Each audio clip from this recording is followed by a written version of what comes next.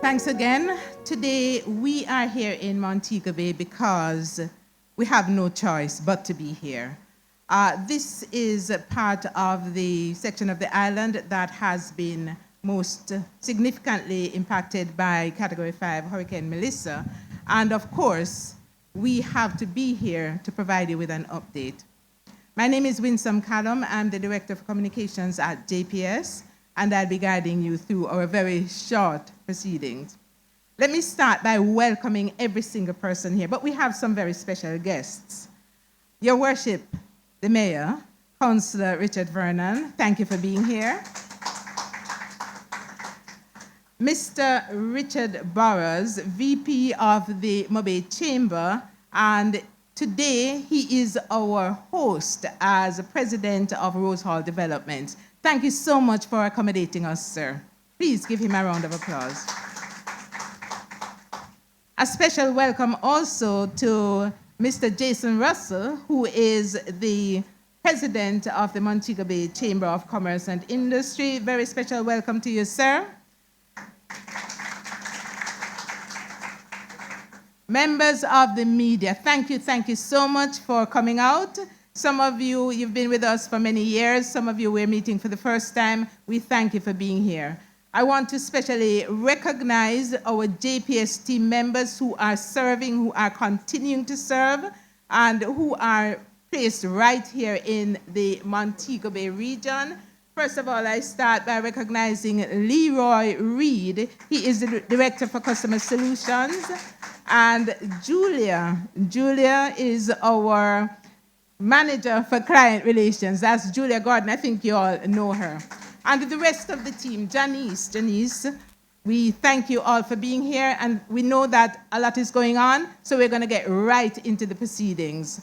But before we do that, a very special welcome to our VP, our Senior VP for Customer Experience. She's right over there beside Mrs. Janice. That's her right over there. Welcome and thank you for being here, Pierre. To start us off, I'm going to invite the Mayor, Councillor Richard Vernon, to say a few words. Please help him to the stage.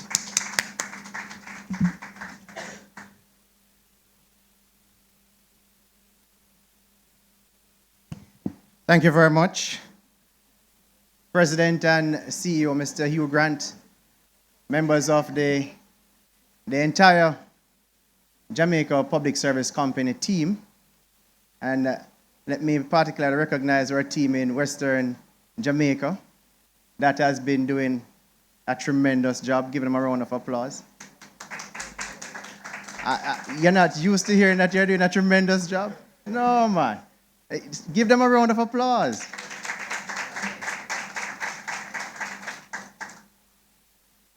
Mr. Jason Russell, President of the Montego Bay Chamber of Commerce and Industry, all the members of the Montego Bay Chamber of Commerce and Industry, our distinguished ladies and gentlemen, members of the media, good afternoon. Greetings on behalf of the St. James Municipal Corporation. We see this as a very important gesture in Western Jamaica. The Hurricane Melissa itself is unprecedented. We have never had a Cat 5 in the history of Jamaica. But we have also observed other unprecedented situations and events here in Montego Bay that has brought this city to a standstill. Never before have we heard stories, witnessed, or have documented the coming together of Montego River, Barnett River, High River, and the sea. In fact, we had a storm surge during that period. And this has led to many unfortunate events across the city of Montego Bay, particularly where we are referring to as Ground Zero for us, Catherine Hall, West Green communities. That entire area was inundated. And we will hear the story for many years to come. Last night, I sat up to review some updates from agencies as we prepared to do the announcement for our council meeting today. And we decided to look at how we're going to segment the communities in manageable pieces to execute the restoration operation within the space. When we looked at the map and saw where the water spread, the entire Catherine Hall community, if you know the area well, Megamart, Barnet Tech, from Barnet Tech to Freeport Police Station, from Freeport Police Station back to Herbert Morrison Technical High, the entire Howard Cook Boulevard, closer to the business district, close to Catherine Hall. That was the sea. We have many challenges across the municipality. That's just one. But we will not get into those. We know why we're here. And I'm happy we're here. Many would like to be here, but they are not. Condolences to their families and friends and loved ones. The impact of Melissa has disrupted your service and the distribution of power supply right across the western belt of Jamaica and, of course, in many sections of eastern Jamaica. And power is very important to the lifeline of any country. And if I shall localize the municipality of St. James and the city of Montego Bay. As it turns out, Montego Bay is one of the most important cities in the Caribbean. And it is the urban center that sustained the heaviest hit in Western Jamaica. Not the heaviest hit as a parish, but as the urban center. Our urban center serves as the commercial belt for the entire Western Jamaica. So when we come to a halt, Western Jamaica comes to a halt.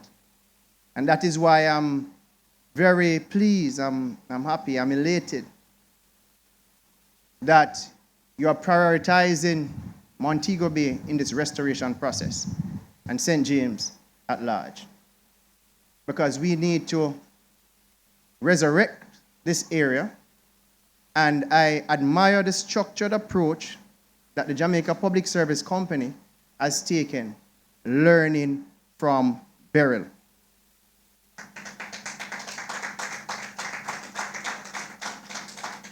If all entities would adopt to that method of learning from Beryl, and more so, instituting the changes for the best outcome, then we would have a better situation, a better disaster response holistically. The communication of the Jamaica Public Service Company has improved significantly.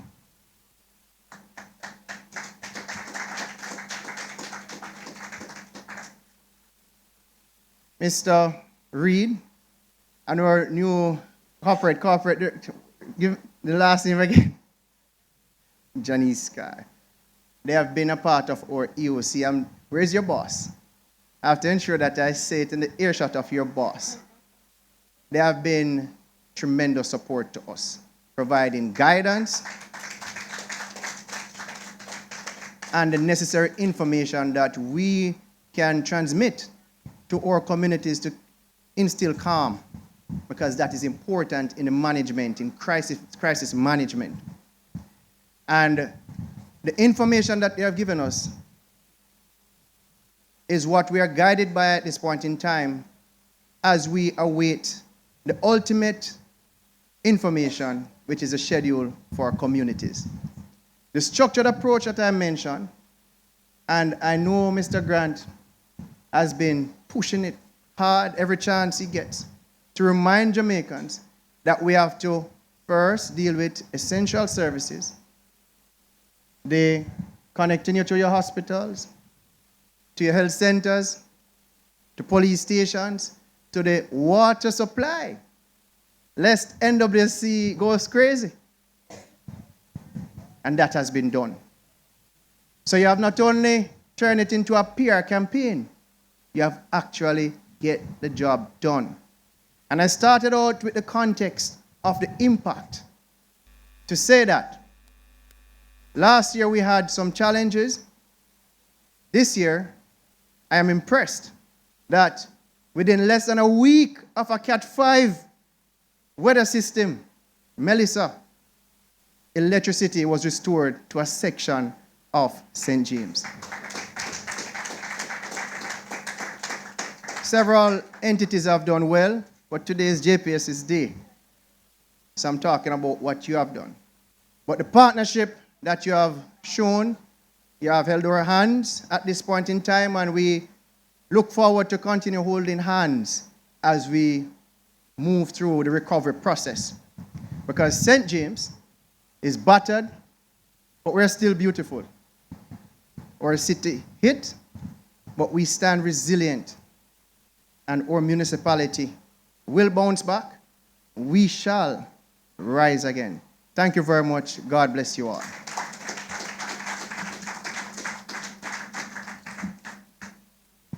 Thank you so very much, Councillor Richard Vernon.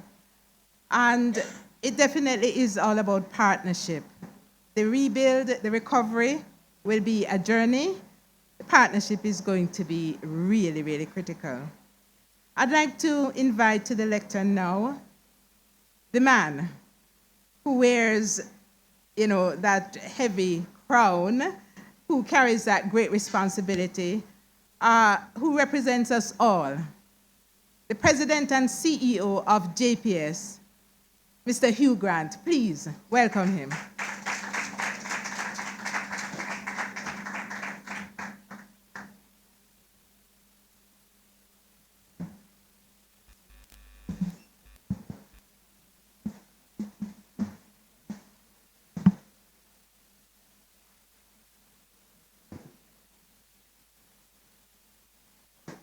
Good afternoon, everyone. Come on, we can do better than that. Good afternoon, everyone. Good afternoon. That sounds better.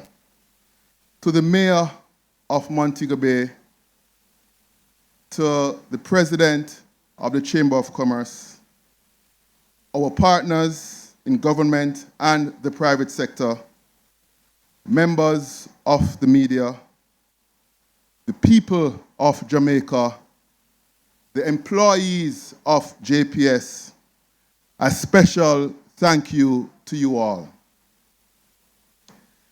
It was very important for us at JPS to be here right in the West in Montego Bay today to provide an update in regards to our restoration efforts.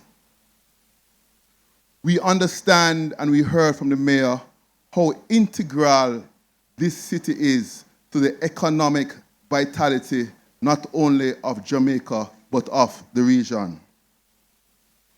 And that is why we have heightened our stakeholder engagement to ensure that we can deliver amidst this historic devastation.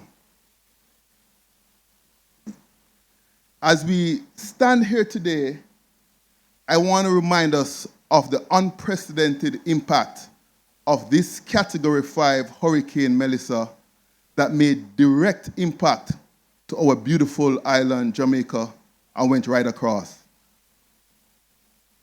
It is the strongest hurricane in the Caribbean history to make landfall. With that came unprecedented damage to our electric infrastructure, homes, businesses, communities.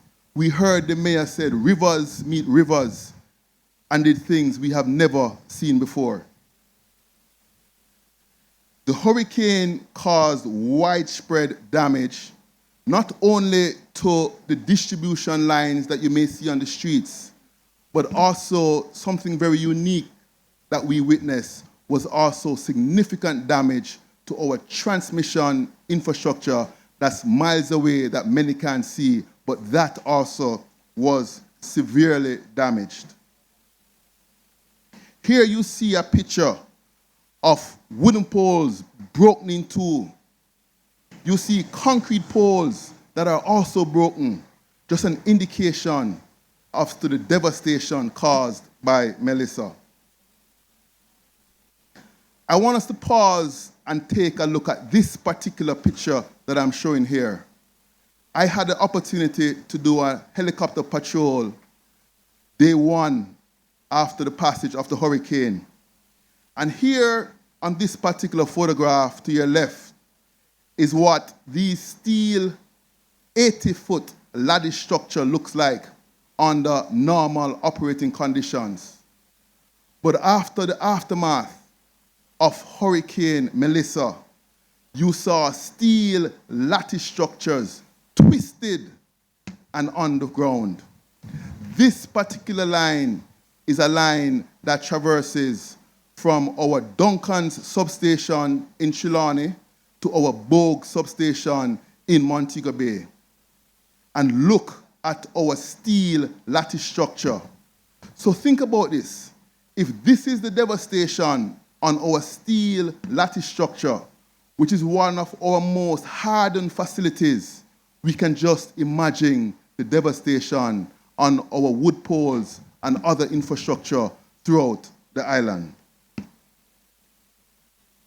Here you're seeing just some other photographs of what the devastation looks like in regards to the impact of Hurricane Melissa on our infrastructure, whereby you're seeing poles upon poles upon poles being down as a result of the more than 185 miles per hour sustained winds, and the fact that prior to the hurricane, there was significant rainfall, so the ground was saturated. I want to take some time to talk us through a little bit in terms of the power restoration process.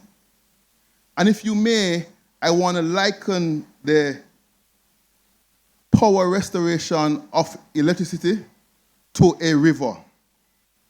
We have at the head of the river our generating stations, and that supplies the power through high voltage transmission lines, which is similar to the main channel of a river. And then that power goes to a substation, which is like a reservoir. From that substation, that power then goes to our distribution lines, which in parallel with a river would be like the streams and the creeks that are downstream of that particular river. And from our distribution lines, it then goes to the homes, the businesses, the communities, and the customers we serve.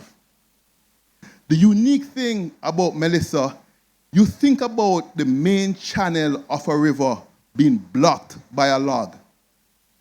That means that river is no longer available. And that river is miles away. That is the impact that Melissa had on our transmission system, which is our backbone of our system, similar to that main channel. So you, in your homes or businesses, you're actually seeing the stream that may look like it's intact and it's okay. But the reality is, upstream of that, that source, that main channel, the riverbed is blocked, it's dry. And that riverbed that's dry is our transmission system that had significant impact. That steel lattice structure that I shared earlier is our transmission system that is over 70% that was impacted, damaged, and out of service. Now, as we restore and we rebuild, let us reflect that 16 days after the passage of Hurricane Melissa, we see whereby more than 310,000 of our customers have been restored, representing more than 67% of our customers who now have service. That 67% represents just short of 500,000 customers with supply. That is not by chance, it's by preparation, execution, and stakeholder engagement and relationships. I think that deserves a round of applause.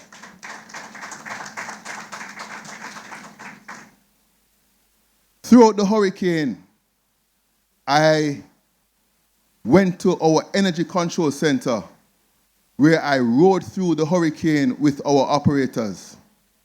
And there I saw whereby our operators literally saved the grid and prevented a total system shutdown. Whereby after the hurricane, we had 23% of our customers still with service. And that's testament to our investments in the grid, it's testament to our preparation, and it's testament to our response. We did not lose visibility because of our hardened communication systems, and that allowed us to have visibility and also control to maintain supply to the areas that we could.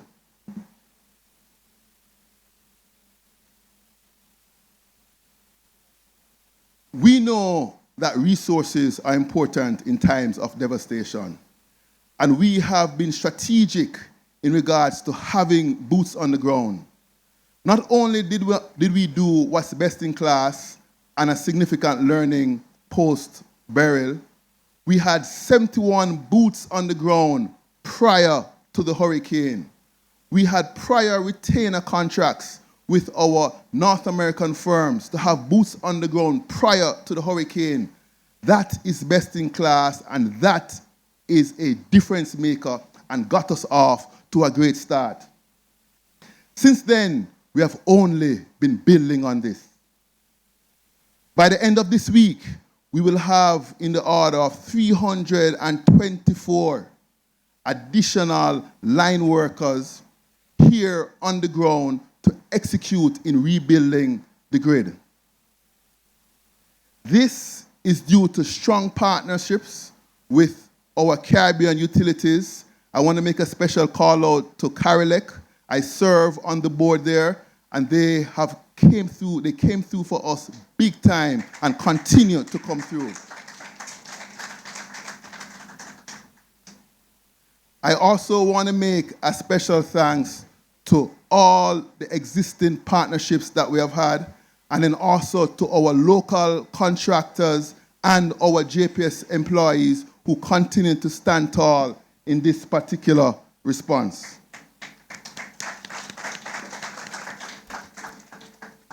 And as I speak, we have line workers coming in from the islands and countries you see here on the screen.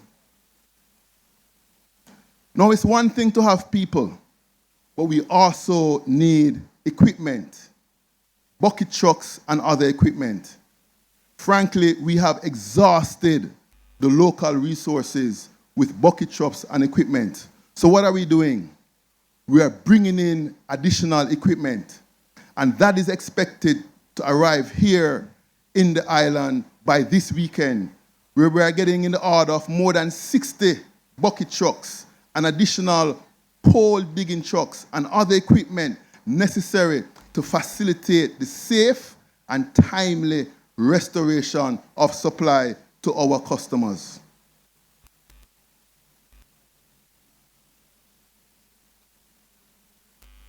So where are we as of November 13th? This pictorial represents where we are. And if you look at the legend, the areas to the east that are greater and further ahead in regards to restoration, parishes such as St. Thomas, Kingston and St. Andrew, and Clarendon, whereby they were less severely impacted. The good news is those areas are more than 95% restored.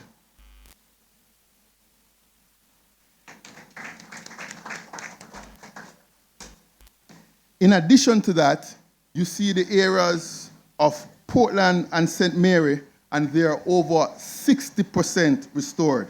And as we go further west, St. Anne, Clarendon, and Manchester, they are in the region of 20 to 60% restored. And of course, out west, whereby we had significant, widespread, and severe damage, we're in the area of 0 to 20% restored. I will speak a little bit more as we go forward in terms of our plan and our restoration. As I said, steady progress has been made in St. Catherine, Kingston, and St. Andrew, and St. Thomas. We're just about returning to normal operations there and dealing with unique challenges related to customers and unique access issues that we are working through with key stakeholders such as the National Works Agency. We are also making steady progress in Portland and St. Mary, whereby my commitment right now is that by the first week in December, Portland and St. Mary will be approximately 95% restored.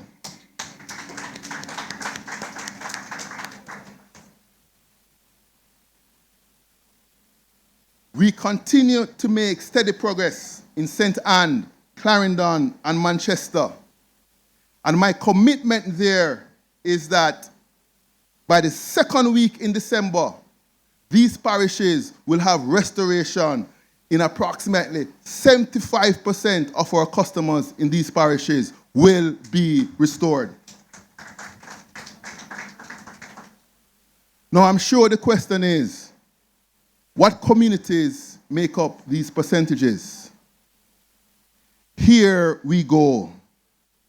In Manchester, these are the communities that makes up the percentages that I just mentioned. These communities will be posted on our online platforms, so please go there and you'll be able to see when you'll be restored as part of this restoration strategy. Here we see the communities in Clarendon, whereby by the second week of December, as I said, these communities will be restored in Clarendon. Here are the communities in St. Anne that will be restored by December 10th. And again, as the mayor said so eloquently, and I'm so impressed that our major stakeholders understand it and get it, these restoration strategies are in line with an intentional strategy around going first to hospitals, going to NWC pumps, going to major urban, economic, and commercial centers, and then continue to building out to the various communities. Now, as we think about the severely impacted parishes, which are the western parishes, we are well advanced in our damage assessment. We have seen whereby roadways have been completely eroded and inaccessible. Lines there will have to be redesigned and rerouted. Frankly, we're leveraging technology in the order of drones to help with our damage assessment, just given the limited access that we have in those communities. But within all that, we are making steady progress in those communities. I have some good news for you. Earlier this week, I committed to the fact that by later this week, the parish of Trelawney will for the first time see power post-Hurricane Melissa. The good news is, on the overnight, last night, and early into this morning, power was restored to the parish of Trelawney in some areas.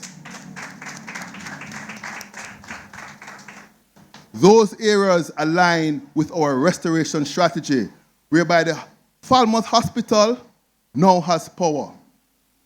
The pier in Falmouth now has power. The town of Falmouth now has power.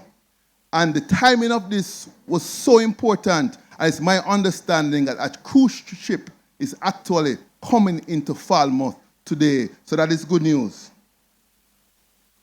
Hanover and Westmoreland, we're coming your way. By the end of next week, we will start restoring supply to customers in the parishes of Hanover and Westmoreland who currently have no light. This restoration will align also with our strategy of first going to the hospitals, then the pumps, then the economic centers, and then the communities.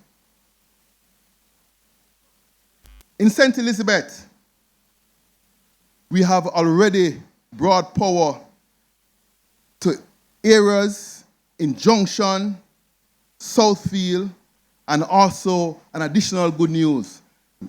Late last night into this morning, we brought power into the town of Santa Cruz, St. Elizabeth.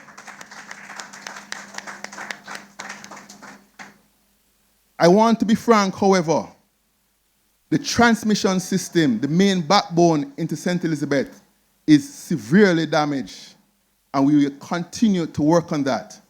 We did some creative things to bring power into St. Elizabeth, whereby we are actually tying St. Elizabeth into our distribution lines from Manchester and bringing it over into St. Elizabeth. But there are some restrictions there in terms of how many customers those lines can bear.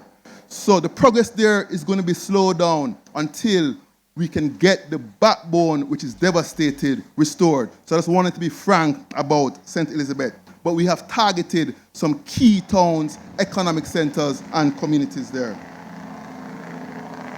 In St. James, we have made progress. As the mayor said, the Cornwall Regional Hospital has supply. The water pumps in St. James, some of them have supply. The business communities of Fairview and that town center has supply.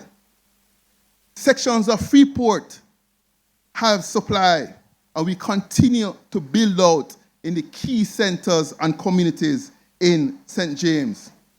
We will continue to keep you informed in terms of the progress, the plan, and the timelines associated in St. James. But Mayor, I'm here to tell you today, you're on our radar and we're coming at you.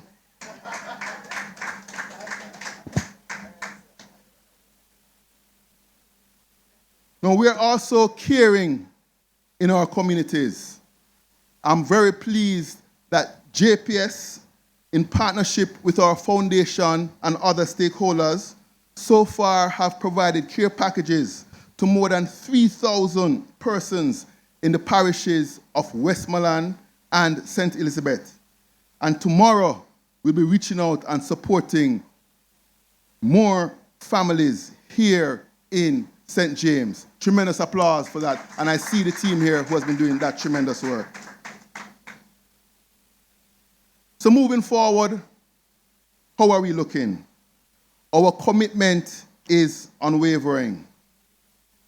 Let me tell you, we will not stop until every community, every home, every business, every family is safely restored with power.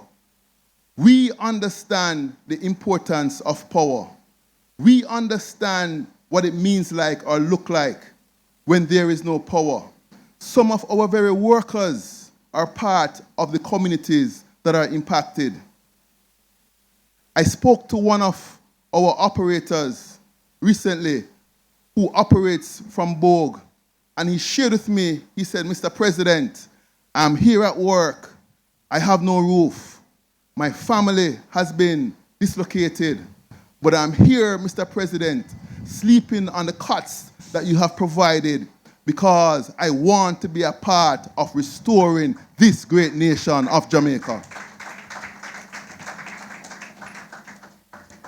Let us stay tuned to the official and credible channels for further updates and information as we continue to restore.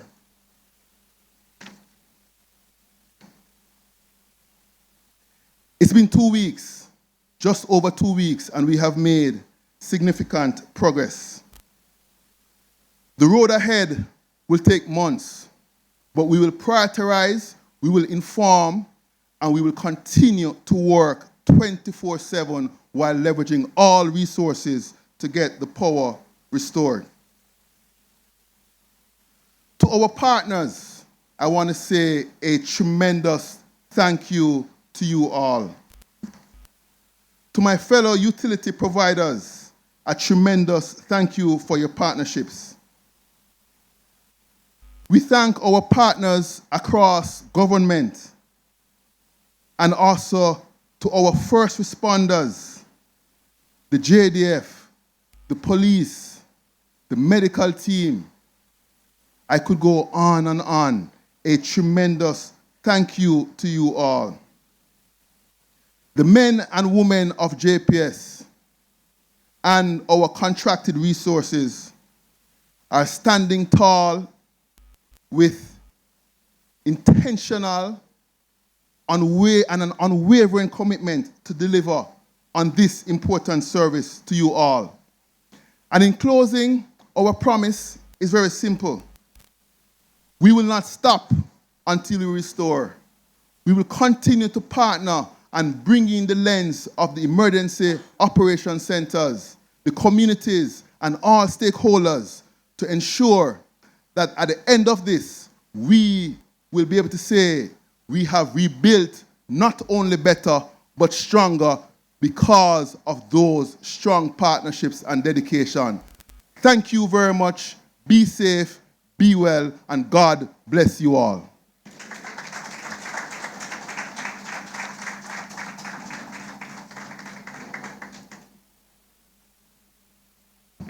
Thank you very much, Hugh. I don't want you to go too far because it is at this point that we will take questions from members of the media.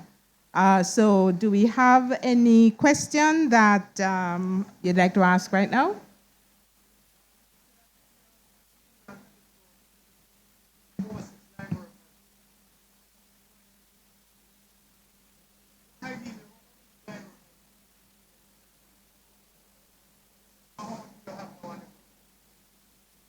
Thanks for that question. So for those who may not have heard, the question is, how many line workers do we actually have here on the ground as part of the restoration? So I shared that we have more than 324 overseas line workers as part of the restoration. Prior to that, we had an additional more than 300 here on the ground. So the total resources in terms of line workers right now is north of over 600 line workers here on the ground, both overseas line workers to complement JPS in-house resources and all the local contractors who are line workers. So that the number there is just north of 650 line workers.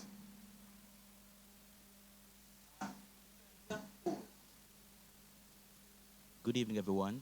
In terms of poles, we have seen where poles have been broken, poles have been falling down. The depth of which these poles were put or placed. How deep now are you planning, God forbid, if there's another hurricane? And second question, how will our bills go at the end of this? No, thanks for that. And we have a rule of thumb in terms of the actual poles and the depth, and it's 6 feet plus 20% of the height of that particular pole in terms of the particular depth that we go. And we continue to apply that. I think the key thing that we have learned here is that due to significant landslides and the devastation due to the strong force winds of the hurricane, we see many poles down. And many poles, as I said before, are actually broken and fractured in two. That has nothing to do with the depth of the poles. It's just a straight correlation as to the magnitude of Category 5 hurricane winds. So we continue to look at that, and we continue to have the right level of oversight in that regard. In regards to your question on bills, That I get, that I understand, and I know it's a real concern. The good news there is we have already been engaging the regulator in regards to the bills, but right now, for the purposes of this press conference, we're focused on the restoration efforts and delivering safe, reliable service to our customers. And stay tuned, you will hear more on the bills, but I understand it's a real concern, but the good news is we are fully engaged with our regulator in that regard, and there will be more to come in regards to the bills. But thank you for that question.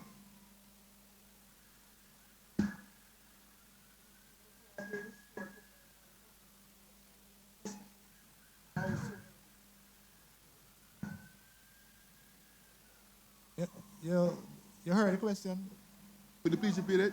Yeah. How soon do you expect to restore power to most of the communities in Western Jamaica? Yeah, thanks for that question. Very much appreciated. And the answer to that question is, as I've said before, we're already in St. James, and we are prioritizing restoration in terms of hospitals, town centers, NWC pumps, and we continue to build that out.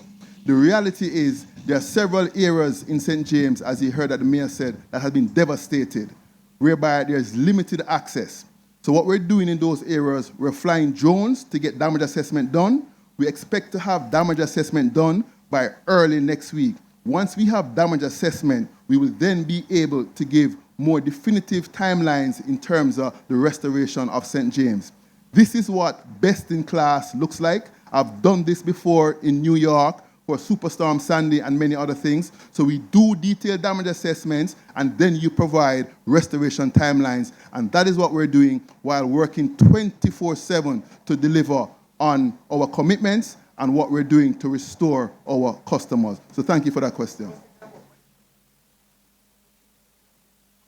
Pardon me? You were thinking about Westmoreland? The same principle applies to Westmoreland. Same principle. We're going to be in Westmoreland within a week in regards to power, and then from there, we're going to build out, continue with damage assessment in Westmoreland. You also have places in Westmoreland that we have no access. We're flying drones there to complete damage assessment, and then we will give you the necessary timelines. So thank you for that. Garnet Beck for TVJ. For the communities that is not that bad damage, you have done assessment in those communities already. How long from now for those communities will get back light? For the community that they're not badly damaged as the upper St. James are in Westmoreland, how quickly will those communities get back lights? Yeah, thank you for that question. And as I said before, in some of those communities that you may see not being badly damaged, whereby the poles on the street may look like they are not badly damaged, the reality is the supply into those communities, which is that transmission, that main channel in the river, is very badly damaged. So we are working on that main supply, that main channel, that backbone to get that back up, because that is a critical resource that we need in order to get that back up. So if you look at this particular picture, this particular supply is a key supply for many of those communities out west. On the street, you may not see this, but this is the source for those communities. So what we're doing is we're working on this source while in parallel preparing the communities so when this source becomes available, we can then go ahead and restore. And stay tuned, I'll continue to provide you with updates as we make progress. But I get it and I understand it's a good question, and thank you very much for that.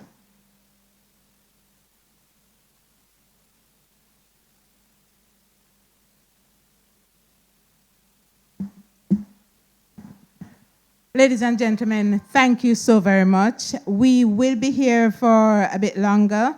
So if you have questions for Hugh, Mr. Grant, or any other member of the JPS team, we're here. I'm going to invite the members of the JPS team, our operations managers, and so on, to just come up here for a minute so that our customers can see who you are. Ferris, Kenyatta, Leroy, please come up here. We want our customers, our stakeholders, to see the people who are serving them. Leroy, Ferris, Rashid. Come on, guys. You have been doing an awesome, awesome job working 24/7.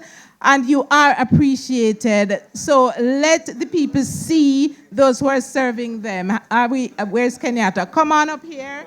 And of course, we want our senior VP. Yes, we want, these are the guys. I said that Hugh represents us all. He stands before us. We follow this leader, but we have some of the most hardworking, committed, talented professionals serving this country. Please give them a round of applause. These are just a few of them. Thank you all very much. And these are the people that you're going to speak to after this. They will have the answers to your questions. Thank you so much for joining us.